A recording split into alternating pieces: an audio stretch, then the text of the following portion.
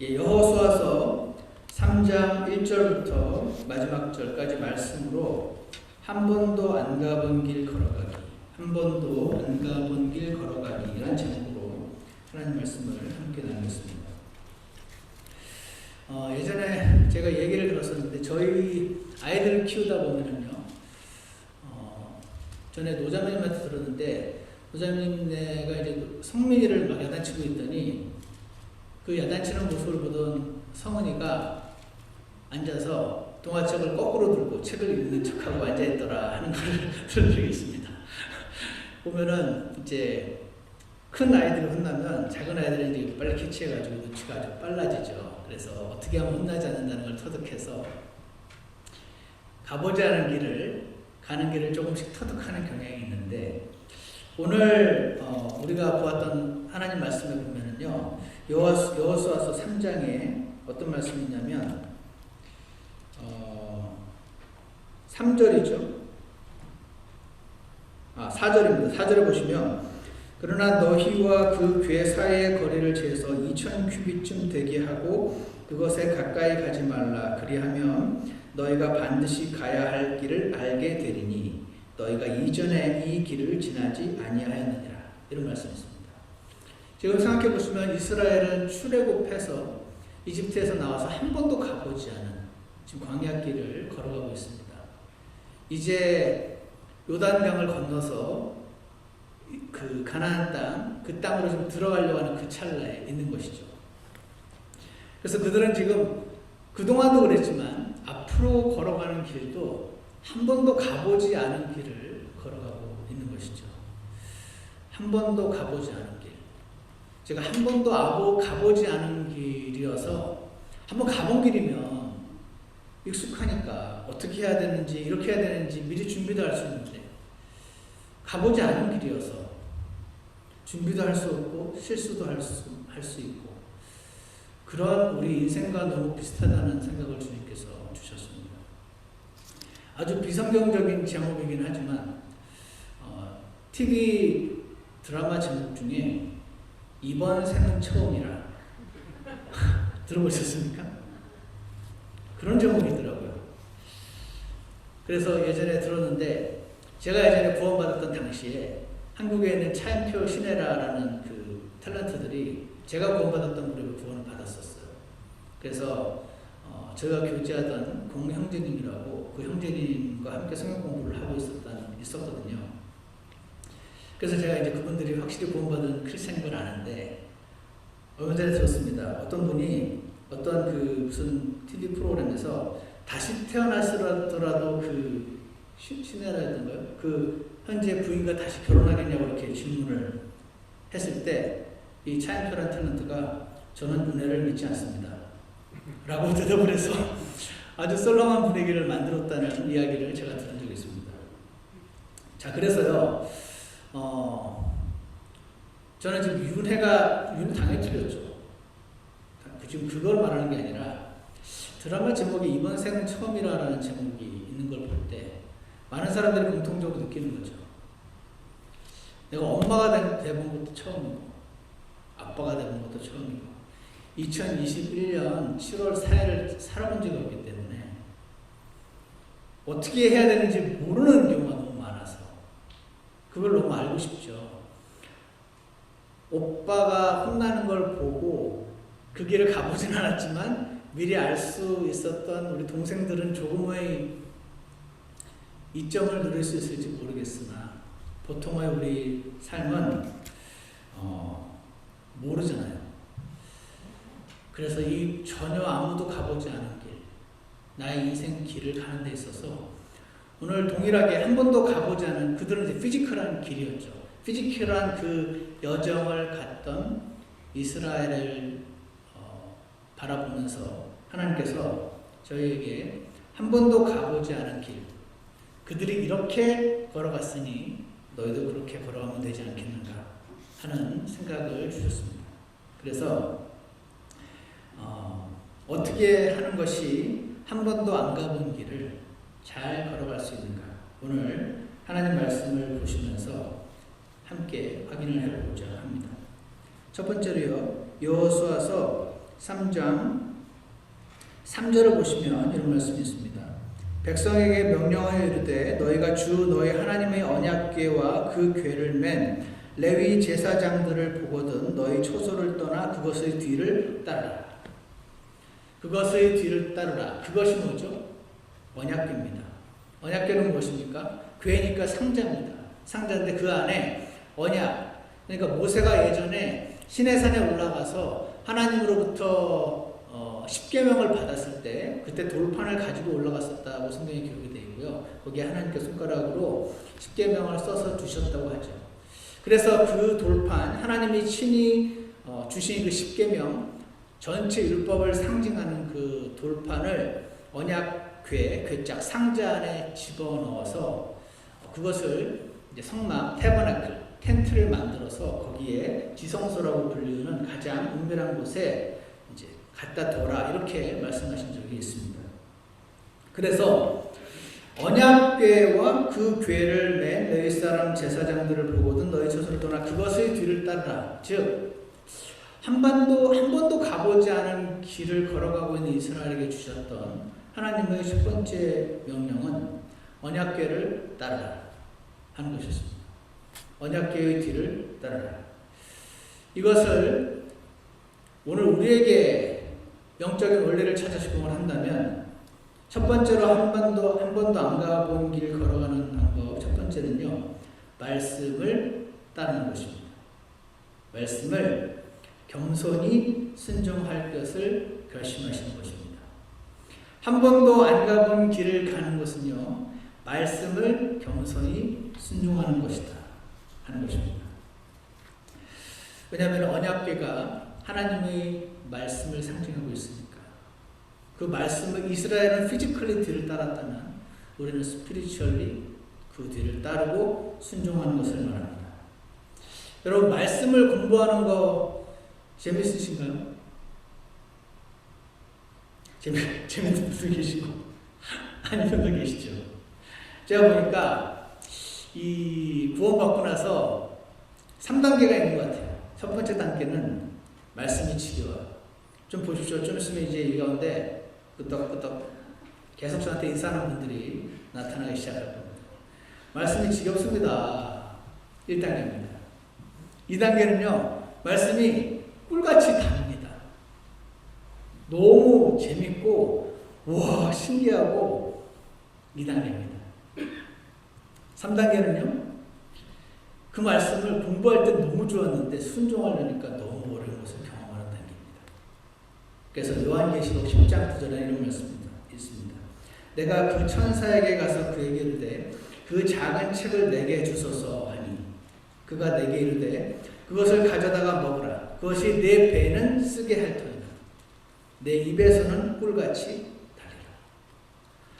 말씀을 먹으라요. 입에는 꿀같이 단데 배에는 쓸 거다.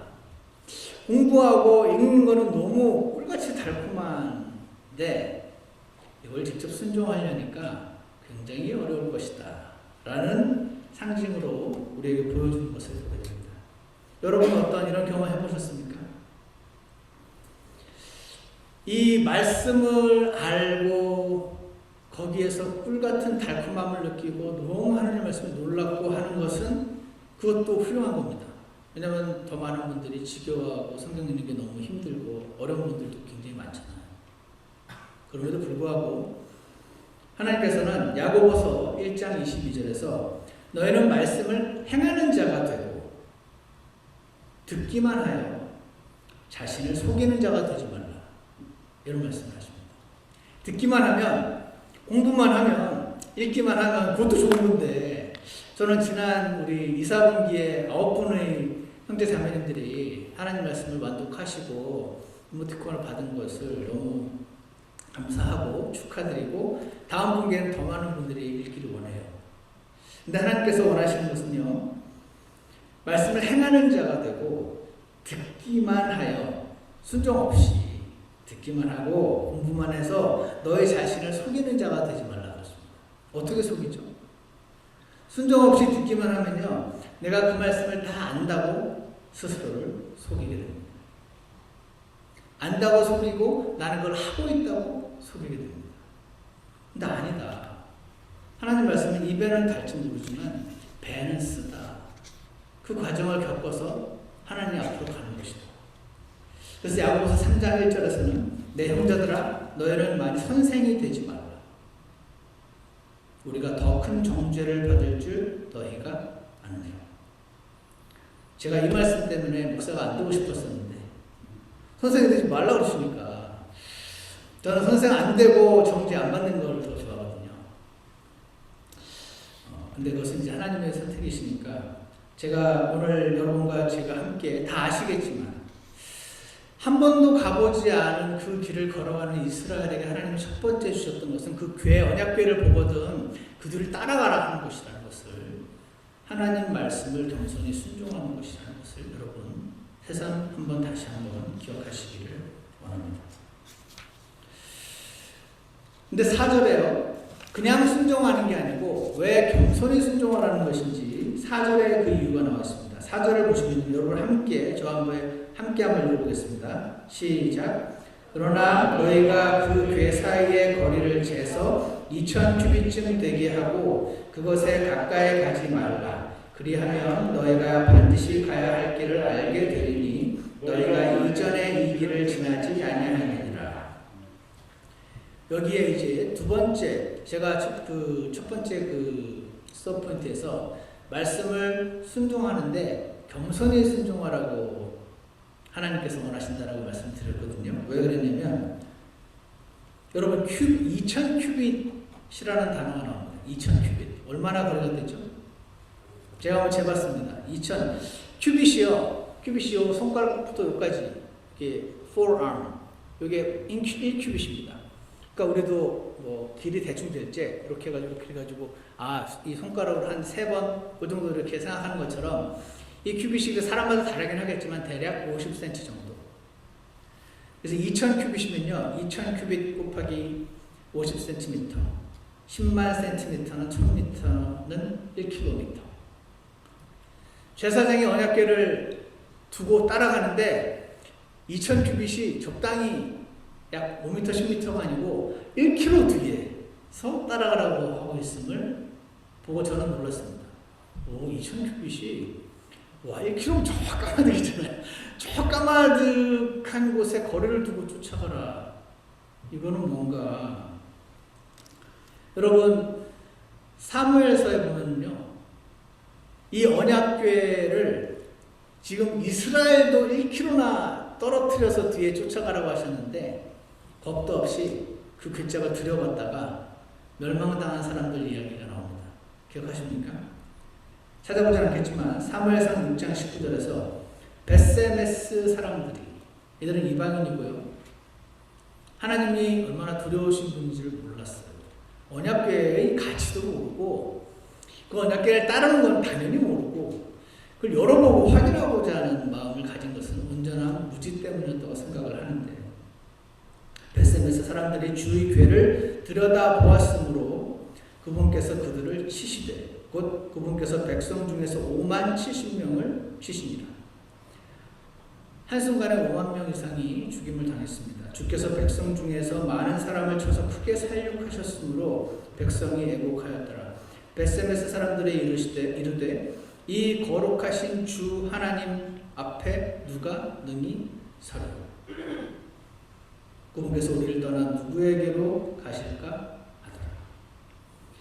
함부로 두려움을 모르고 그 궤를 들여다보는 사람들에게 재앙이 임했었습니다. 이들은 하나님 말씀이 선포되는 것에 대한 두려움이 없었습니다. 그들은 하나님 말씀의 가치를 몰랐습니다. 하나님 말씀이 우리가 읽을 때 옆에 하나님이 나타나서 말씀하시는 것과 다르지 않다는 사실을 몰랐던 것이죠. 그 결과 하나님 말씀에 대한 두려움이 없었던 그들의 결과는 멸망이었습니다. 왜냐하면 그 궤는 하나님을 상징하는 것이었기 때문에 그렇습니다. 하나님은 빛이시죠. 빛과 어둠은 공존할 수 없습니다. 이 빛이 꺼야만 어둠이 찾아오는 것입니다. 그래서 손대면 하나님의 거룩하신 프레젠스, 임재를 오염시키면 그냥 멸망하는 것이었습니다. 그래서 하나님이 괴를 따르라고 하셨으니까 순종하고 말씀을 따르라는 것이긴 한데 멀찍이 떨어져서 따르는 것은 겸손하게 다 안다고 생각하지 말고 아주 두려워할 줄 알면서 하나님 한 말씀이 선포되면 아멘 하는 경외하는 태도를 가지고 따르라 부르시는구나. 그것이 한 번도 가보지 않은 그 길을 선택하면서 가야 했던 이스라엘에게 주신 말씀이구나 하는 것을 알 수가 있습니다. 여러분, 누가 겸손한 사람입니까? 뭐 이렇게 부탁할 때 아이고 저는 못하면 이런 말이 겸손한 사람 같잖아요. 그분이 겸손한 사람일 수도 있고 하나도 안 겸손한데 태도만 그런 사람일 수도 있습니다. 누가 겸손한 사람인가? 제가 그동안 하나님 말씀을 보고 책을 보고서 여러 가지가 있겠지만 한 가지가 떠오릅니다. 겸손한 이들의 특징은요, 잘 물을 줄 안다는 것입니다. 물으면요, 배우려는 사람이 묻잖아요. 묻기를 창피하지 않습니다. 왜? 모르니까. 내가 모르는 거 사람들에게 알려주는 건 상관없어요. 겸손하니까. 나는 다만 지금 모를 뿐이지 토하고 싶을 뿐이죠. 그래서 묻기를 두려워하지 않죠. 그래서 내가 자꾸 누구를 가르치려고 드는지, 여러분이 아는 게 너무 많았다고 생각하면 자꾸 가르치고 싶어지잖아요. 아니면 자꾸 들으려고 하는지 스스로를 점검해 보시면 어떨까 생각이 들었습니다. 그래서 하나님께서는 성경 곳곳에 들을 게 있는 자는 들을지어다 라는 말씀을 자꾸 하시는 거 아닌가. 들을 게 있는 자는 누굽니까? 듣고 자신이 언제든지 바뀔 수 있다고 여기는 자가 듣고자 하는 것입니다. 사랑하는 여러분, 하나님 말씀을요, 함부로 대하지 않고 좀 멀찍이 떨어져 있지만 반드시 그 뒤를 따라가는 저와 여러분의 되기를 간절히 원합니다. 하나님이 주시는 음성에 귀를 기울이시고요. 그래서 겸손한 사람은 저는 한마디로 이렇게 표현합니다. 티처블한 사람. 이렇게 알려주면은 바꾸고 변화되고 그렇구나. 티처블한 사람. 고집쟁이와 반대가 아닐까 싶습니다. 그러니 사람이 나이가 들면서 티처블해지는 것이 점점 어려워지죠. 그런데 하나님께서는 전도서에서도 지금 기억나는 말씀이 가난해도 정직한 소년은, 가난해도 남의 말을 들을 줄 아는 소년은 늙고 고집센 왕보다 낫다라는 말씀이 기록된 것을 볼 때 한 번도 안 간 길, 여러분 한 번도 안 가본 길, 우리의 인생길은 전부 한 번도 안 가본 길입니다. 그 길을 저도 그렇고 여러분도 잘 아시고자 원하실 것입니다. 어떻게 됩니까? 사람이 한계가 있는데 모든 경험을 다 해볼 수도 없고, 오늘 하나님께서 우리에게 주시는 말씀은 말씀을 순종하기를 결심하라. 겸손히 티처블한 태도를 가지고, 그래서 묻고 듣고, 그렇게 할 때 우리뿐 아니라 우리 자녀들, 안 그런 분도 계시겠지만 저는 한국에서 자라고 우리 아이들은 미국에서 자랐으니까 조언을 해주기가 너무 어려워요. 가본 적이 없는 길이니까. 한국에서 취직하는 건 내가 도움을 주겠는데 아는 사람도 많고 여기 아무것도 없잖아요. 그러니까 이 아이들도 아빠 엄마 때문에 여기 와 있는 바람에 얘들이 가는 길도 내가 어떻게 해줄 수가 없어요. 나도 안 가본 길을 가고 얘네도 안 가본 길을 가는 것이죠. 어떻게 합니까? 물론 할 수 있는 한 조언을 많이 얻어야겠죠. 하지만 궁극적인 길은 나 스스로가 하나님 말씀을 아멘 하고 순종하기를 추구하는 것이다. 오늘 반드시 기억하시기를 원합니다. 두 번째는요, 3장 5절에 있습니다. 3장 5절은요, 여호수아가 또 백성에게 이르되 너희 자신을 거룩히 구별하라. 거룩히 구별하라. 내일 전쟁해야 되는데 창을 갈고 닦아라. 방패를 점검해라. 그러지 않고 자기를 거룩히 구별하랍니다. 그러면서 이유를 말씀하시죠. 주께서 내일 너희 가운데서 이적들을 행하시리라. 주님이 이적을 행하시면 끝나니까. 네가 아무리 칼을 갈고 닦고 주고 그것도 필요하죠, 군인이. 그러니까 마음대로 게으르게 살아가는 것은 당연히 아닐 것입니다. 근데 가장 중요한 것은 자신을 거룩히 구별하는 것이다. 왜냐하면 이 싸움은 이스라엘의 그 전쟁은 하나님이 보내서 해야 하는 전쟁이었기 때문에 그랬죠. 자신을 거룩히 구별하라. 그래서 이 말씀을 보면서 그 말이 떠올랐습니다. 옛날에 한번 여러분이 말씀드린 적이 있는데 When I work, I work. When I pray, God works. 누구가 더 셀 것인가? 어떤 분들은 기도하면 뭐하냐고, 뭘 순종 뭐는 안 하고 이런 분들도 계시지만 그건 당연한 말이죠. 근데 기도를 참되게 주님 앞에 드릴 때 하나님이 일하기 시작하신다 하는 이 진리를 여러분 우리가 아시지만 다시 한번 기억하시기 바랍니다. 하나님 말씀을 읽는 것. 여러분 자신을 거룩히 구별하려면요 하나님 말씀을 읽어야 되지 않을까요? 자, 질문을 바꿔서 하나님 말씀을 읽으면 자신이 거룩히 구별되나요? Not necessarily. 하나님 말씀도 엄청 읽고 공부도 엄청 많이 해도 여전히 거룩과 상관없이 살 수 있어요. 머리가 커지고 되게 차가고 딱딱하고 교만하고 내일 가르치려고 들고 얼마든지 가능합니다. 그러므로 하나님 말씀만 읽으면 거룩해진다. 그거는 저는 아니라고 그렇게 믿습니다. 아 그렇구나. 그럼 말씀 안 읽어야겠네. 말씀 안 읽고 거룩해질 방법은 없습니다. 그건 100% 불가능합니다. 그럼 어떻게 되죠? 하나님 말씀을 읽고 겸손히 순종하고 어려운 길일지 모르나 넓은 길은 아닐지 모르나 길은 정해져 있습니다. 하나님 말씀을 매일 읽기를 결심하시기 바랍니다. 매일 읽는다고 거룩해지진 않을 수도 있지만 안 읽으면 아예 불가능하다. 주님 제게 은혜를 주셔서 말씀을 매일 읽는 가운데 저를 거룩히 구별되게 도와주셔서 한 번도 안 가본 이 길 가는데 하나님께서 일하시는 그 경험하면서 살게 해주시라고 그렇게 행하시기를 바랍니다.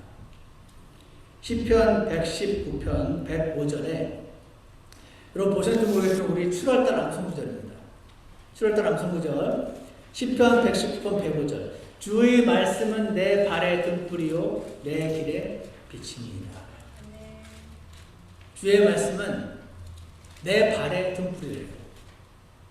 그죠? 그러니까 이게 발의 등불인 거죠. 내가 서치라이트를 들고 있으면 저까지 보이는데 안 가본 길인데 이게 발의 등불이 있으니까 한 발자국을 뛰어야 그 다음 발자국이 보이는 거죠.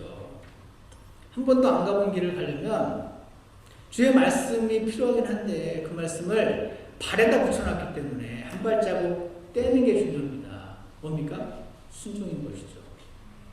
순종해야 한 발자국을 뛰어야 발에 붙어있는 등불인 하나님 말씀이 그 다음 단계를 비춰준다. 그래서 주의 말씀은 내 발의 등불이요 내 길의 빛입니다. 사랑하는 여러분 캄캄한 길, 안 가본 길 지금 걸어가고 계시죠? 잘 걸어야 되겠잖아요. 여러분 한번 생각해보세요. 지나고 나면 다 보이잖아요. 아 그때 내가 그렇게 안 했어야 돼. 그때 이걸 이렇게 했으면 지나고 나면 다 알아요. 문제는 앞이 안 보인다는 것이죠. 어떻게 해야 됩니까? 나의 한 번의 선택이 굉장히 큰 영향을 미치기도 하잖아요. 어떻게 합니까? 하나님이 안 보이게 만들어 놓으실 때 어떻게 합니까? 안 보이는 길을 걸어가는 방법은 주님의 말씀을 겸손히 순종하고 그리고 말씀을 매일 읽기를 결심하시는 것입니다. 2, 4분기 완독자들이 9분이었죠. 3, 4분기에는 2배가 되시기를 바랍니다. 그래서 물론 3, 4분기도 읽고 4, 4분기 다 읽어도 여전히 나의 영적인 상태는 그리 좋지 않을 수도 있지만 그것은 주님께 맡기는 것입니다. 나는 오늘 내가 할 수 있는 말씀을 읽고 오늘 내게 주시는 말씀에 순종하기를 주시고 읽을 때 너무 즐거웠는데 순종하려니 배에 쓴 것도 경험하면서 주님을 따르는 이 길을 벗어나지 않고 계속 걸어가시기를 간절합니다. 마지막으로 세 번째는요. 여호수아 3장 6절입니다. 한번 읽어주시기 바랍니다. 3장 6절입니다. 시작. 여호수아가 또 제사장들에게 말하여 이르되 언약궤를 메고 백성 앞에서 건너라 하매 그들이 언약궤를 취하고 백성 앞에서 가니라. 여기 보시면은요, 오늘 우리가 다 쭉 지금 읽진 않았지만 제사장들이 궤를 메고 앞으로 걸어가기 시작합니다. 리더들이죠. 그 뒤를 그 궤를 제사장을 따르라고 하지 않고 그것을 따르라고 했으니까 그 궤, 하나님 말씀을 따르고 순종하는 사람들 뒤에 따라옵니다. 그리고 이들이 어떻게 했습니까? 그 궤를 메고 요단강이 막 오고 있는데 너희가 먼저 들어가 그럽니다. 그들은 아멘하고 들어가죠. 저기 들어가면 빠져 죽을 것 같은데 들어가려는데 들어갑니다. 그래서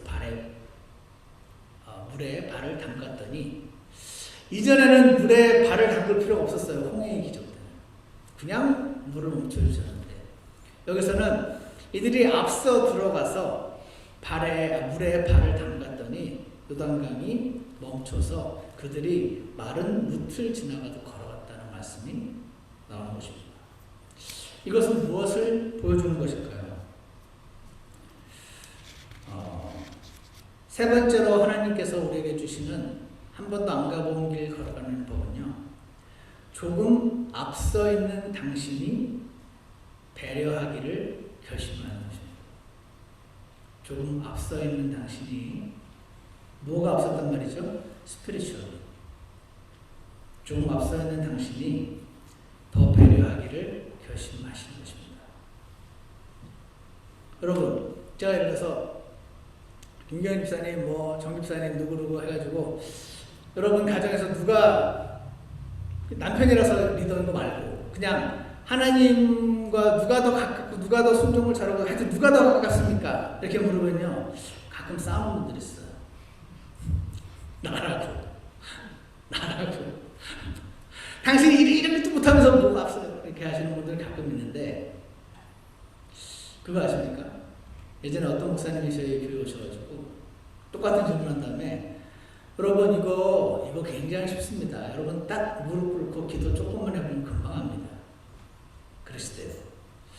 제가 그때 우리 교회 라이벌이 있었거든요. 그래가지고 제 속에서 내가 재영교보다 앞서 있어라는 마음을 갖고 있었는데, 그분이 기도하면 금방 안 되길래 진짠가? 기도했더니 금방 알겠더라고요. 그 형제가 사실은 더 앞서 있을 뿐, 앞서 있지만 지금 조금 처져 있을 뿐. 진짜 기도해보니까 금방 알려주시대요. 자, 제가 왜 이런 말씀을 드리냐면요, 여러분 에베소서 2장 20절에 한번 펴주실까요? 에베소서 2장 20절에 이런 말씀이 있습니다. 에베소서는요, 유니버설 처치, 전체 거듭난 사람들을 예수님의 몸이라고 불리우는 교회라고 표현하는 좀 상징적으로 보이는 표현이 나옵니다. 에베소서 2장 20절을 보시면 이런 말씀이 있어요. 사도들과 대언자들의 기초 위에 세워진 자들이니라. 누가? 그 에베소 교회 사람들이. 지금 그러니까 우리 한 명 한 명 사람들을요, 건물로 비유하고 있는 거예요. 너희들이 건물로 치자면, 한 사람 한 사람이 건물이라고 치자면 제일 밑에 기초에 사도와 대언자들, 신약의 대언자들이, 신약도 대언자들이 있거든요. 사도들과 대언자들의 기초석을 쫙 깔고 그 옆에 예수 그리스도께서 친히 으뜸 모퉁이돌이 되시느니. 저는 건축은 잘 모르지만 그동안 주석서를 살펴보니까 항상 어떤 건물을 질 때 그 기초석을 딱 모퉁이돌을 딱 놓는데요. 그럼 이걸 중심으로 이쪽으로 저쪽으로 해야 사각형으로 해서 건물을 만드는 거죠. 그래서 모퉁이돌은 예수님이시고 그 위에 짜자자작 기초를 놓여진 사람이 사도들과 대언자들이에요. 그리고 나서 이제 한 명 한 명 구원받잖아요. 그래서 구원받은 사람들이 원래는 다 죽은 돌들이었는데 사는 돌이 되어서, 리빙 스톤이 되어서, 그 바탕은 사도들과 대언자들이요, 모퉁이돌은 예수님이 그 건축물 안에 우리가 돌로 이렇게 집어 넣어지고 있는 것으로 이렇게. 그래서 그때 AD 30년 그때부터 쭉 해서 신약 교회가 지금 지어지고 있다. 그래서 이거를 교회라고 불러요. 근데 성경에 나오는 교회라는 단어에 물론 110몇 번이 나오는 걸로 알고 있는데 그 중에서 90%는 지역교회를 말해요. 그래서 많은 분들이 이제 예수님의 몸인 교회를 강조하다 보면 많은 사람들이 지역교회에 안 충실할까봐 아예 이제 예수님 몸된 교회 유니버설 처치는 없다라고 주장하시는 분들도 있지만 있습니다. 제가 이걸 왜 얘기하냐면요. 그래서 21절에 보시면 그분 안에서 모든 건물이 꼭 맞게 함께 뼈대를 이루어 주 안에서 한 거룩한 전으로 자라가고 있다. 거룩한 전이 집이거든요. 거룩한 전으로 자라가고 그분 안에서 너희도 성령을 통해 하나님의 처소로 함께 세워져 있느니라 라고 이게 이제 한 사람 한 사람을 돌멩이로 생각을 해서 그 돌이 이렇게 쥐어지고 있는 것으로 교회를 설명하고 있다. 나중에 그래서 예수님께서 오셔서 이 교회를 이 건물을 싹 데려가는 겁니다. 거듭난 사람들. 교회 다니는 사람들이 아니고 지역교회 멤버가 아니라 거듭난 사람들을 휴거로 데려가신다. 그런데 포인트는 이 건물이 지어지려면요, 누군가는 밑에 들어가야 돼요. 그 위에 이제 켜켜이 쌓이는 거잖아요. 맨 밑에 있는 사람이 제일 힘들겠죠. 그 제일 밑바닥을 예수님과 사도들과 대언자들이 깔았습니다. 그 위에 물론 시기적으로 지어져 가고 있는 것이지만, 그래서 몸된 교회의 어떠함이 지역교회의 어떠함으로 트랜스퍼 되어야 한다. 이렇게 신학자들은 설명합니다. 무슨 말이냐면, 몸된 교회를 보니까 한 사람 한 사람이 서로 불평하지 않고 다른 사람이 누군가 밑으로 들어가고 내 위에 누군가가 올라서고 그 사람 위에 또 누가 올라서서 밑에 있는 사람이 힘들지 몰라도 먼저 됐으니까, 먼저 구원받았으니까, 먼저 더 성장했으니까 더 밑으로. 제일 밑에는 예수님과 대언자들이 있어서 스피리추얼 프린시플은 더 성장한 사람이 더 밑으로 기어 들어가야 되는 거예요. 내 말을 따르라 이게 아니고 더 성장한 사람이 더 밑으로 들어가서 덜 성장한 사람을 떠받쳐 준다는 것은 알기 쉽게 얘기한다면 더 섬기는 것을 말하라. 더 이해해 주는 것을 말하라. 더 아껴줘야 하는 것을 말합니다. 내가 더 성장했어. 내가 더 성경 많이 알아. 넌 내 말 들어. 이거는 세상 사람들이야. 그래서 마가복음 13장 42절에서 예수님께서 그들을 불러 그들에게 이르시되 이방인들을 다스린다 하는 자들이 그들에게 주인된 권리를 행사하고, 이게 세상 원리라는 거죠. 내가 더 높은 사람이니까 내 말 들어. 주인된 권리를 행사하고, 그들의 큰 자들이 그들에게 권위를 행사하는 줄을 너희가 알거냐. 너희끼리는 그리하지 말지니 너희 가운데서 누구든지 크게 되고자 하는 자는 섬기는 자가 되고, 이게 밑으로 들어간 소리예요. 너희 중에 누군지 가장 으뜸이 되고자 하는 자는 모든 사람의 종이 되어야 할지니라. 종은 들으려고 하죠. 사람의 아들은 섬김을 받으러 오지 아니하고 도리어 섬기러 왔다. 자기 생명을 많은 사람의 대성물로 주려고 왔다. 이렇게 말씀하시는 거죠.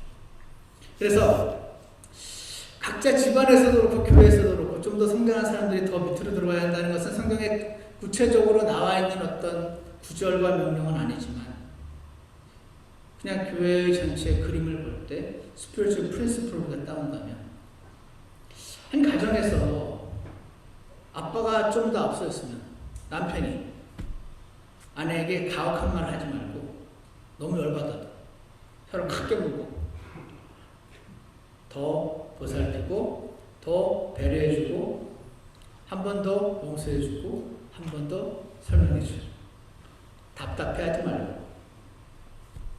만약에 아내가 더 앞서였다면 저 인간 내가 왜 결혼했는지 눈을 콱 찍어보고 싶을지 모르지만 그게 아니고 참고 밑으로 들어가고 더 섬기고 그렇게 하는 거구나.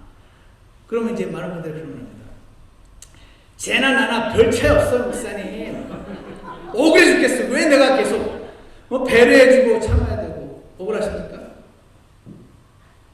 억울하실 겁니다. 할 수 없어요.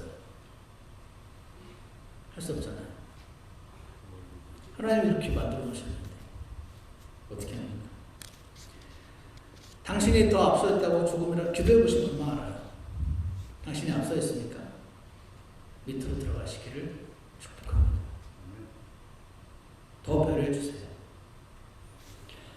못하고 더 한심한 당신의 남편을, 당신의 아내를 더 긍휼히 여겨주시기를 바랍니다. 제가 예전에 그랬더니 목사님, 제 아내는 저를 너무 무시하는데 아내가 성경도 안 보고 지식도 없고 너무 잘 모르는 것 같으신가요? 아니 남편이 그러신가요?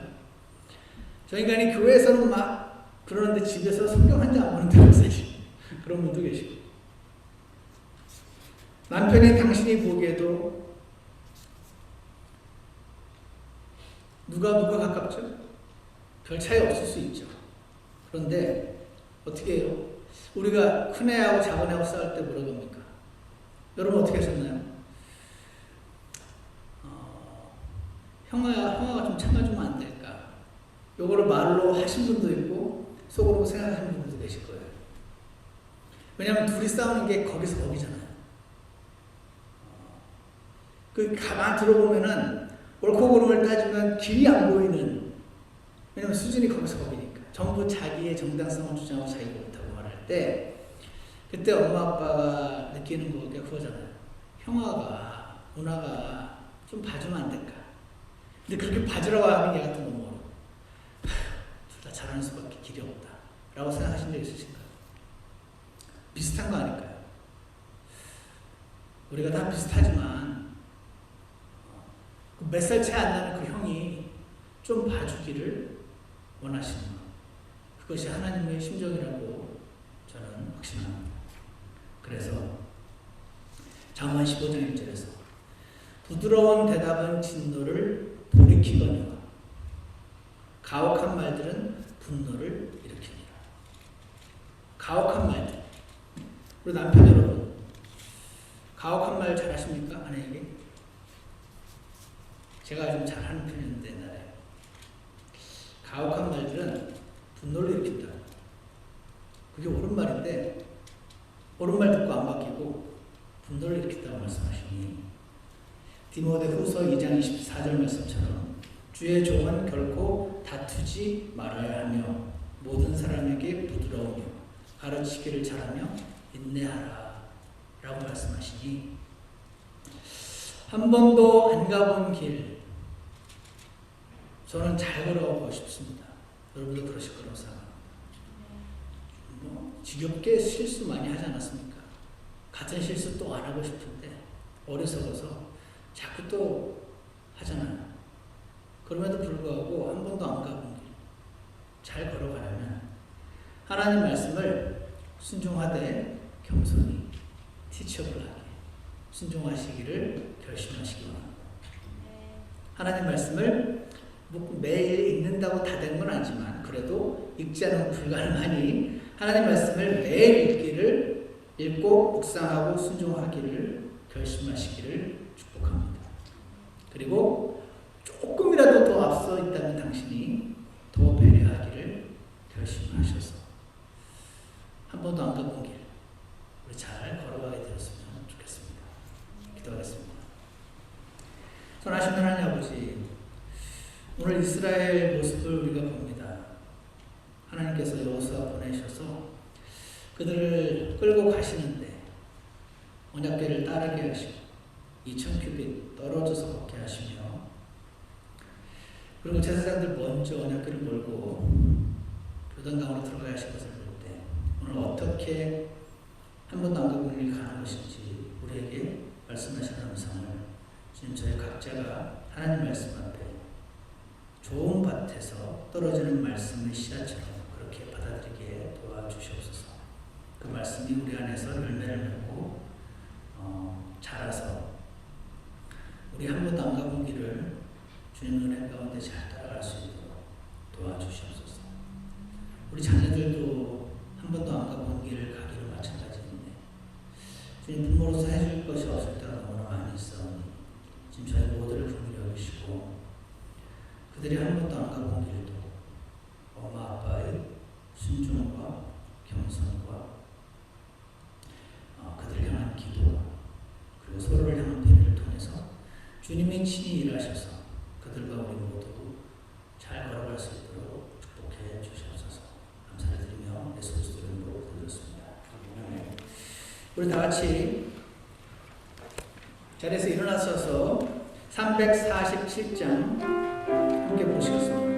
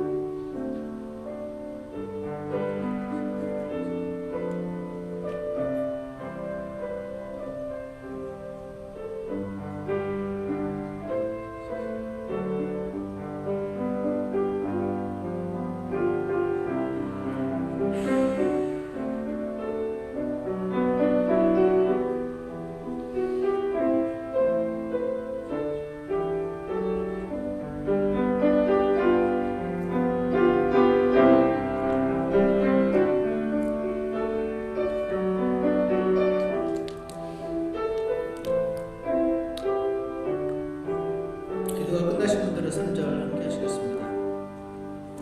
살든지 죽든지 나 주님의 것 사랑으로 나를 건지셨네. 그 어떠한 고난이 닥친다 하여도 진실하게 달려가네. 주 앞에 신실하게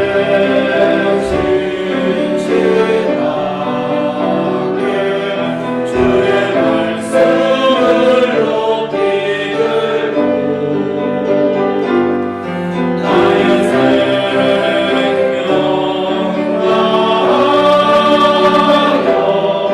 주를 섬기게 하옵소서.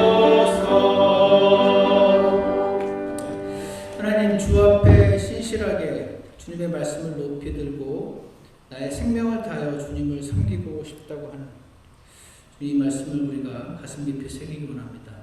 하나님, 하나님을 따르는 길이, 하나님 말씀에 순종하는 길이 굉장히 어렵고 힘든 것으로 사탄이 우리에게 속이고 있지만 주님, 그 길이 참으로 참된 행복의 축복의 길임을 주님 저희가 세상 알게 해주시고 오늘 하나님 말씀에 순종하는 자들 되기를 결심하는 저희 모두 되도록 도와주시옵소서. 그리고 하나님을 섬기는 것이, 교회의 지체들을 섬기는 것이 주님 얼마나 영광스러운 것인지 꼭 보게 해주셔서 억지로 밀려서 하지 않고 주님 앞에 자원하여 섬기는 자들이 더 많이 만나서 우리 교회가 주님이 원하시는 원래 몸된 교회의 모습이 우리 지역교회 안에도 이루어질 수 있도록 축복하여 주시옵소서. 예수 그리스도 이름으로 기도드렸습니다. 기도를 마치겠습니다.